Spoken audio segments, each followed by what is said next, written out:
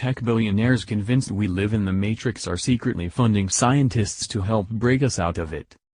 Some of the world's richest and most powerful people are convinced that we are living in a computer simulation. And now they're trying to do something about it. At least two of Silicon Valley's tech billionaires are pouring money into efforts to break humans out of the simulation that they believe that it is living in, according to a new report.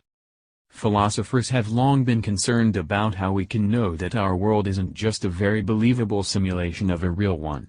But concern about that has become ever more active in recent years, as computers and artificial intelligence have advanced. Elon Musk, the chance that we are not living in a computer simulation is 1 in billions. And now at least 2 billionaires are funding scientists in an effort to try and break us out of that simulation. It isn't clear what form that work is taking. Many people in Silicon Valley have become obsessed with the simulation hypothesis, the argument that what we experience as reality is in fact fabricated in a computer, writes the New Yorker's Tad Friend.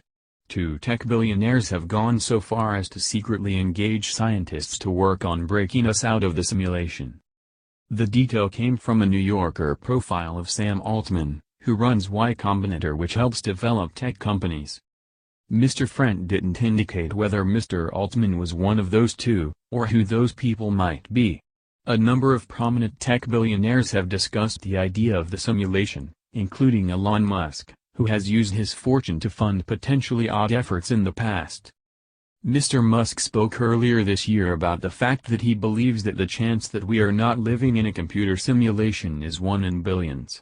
He said that he had come to that conclusion after a chat in a hot tub, where it was pointed out that computing technology has advanced so quickly that at some point in the future it will become indistinguishable from real life, and, if it does, there's no reason to think that it hasn't done already and that that's what we are currently living through.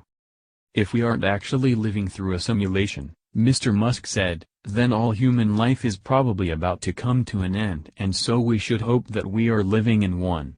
Otherwise, if civilization stops advancing, then that may be due to some calamitous event that stops civilization, he said at the Recode conference. Mr. Altman seemed to echo that fear and told the New Yorker that he was concerned about the way that the devices that surround us might lead to the extinction of all consciousness in the universe. He spoke about how the best scenario for dealing with that is a merge, when our brains and computers become one, perhaps by having our brains uploaded into the cloud. These phones already control us, he said. The merge has begun, and a merge is our best scenario.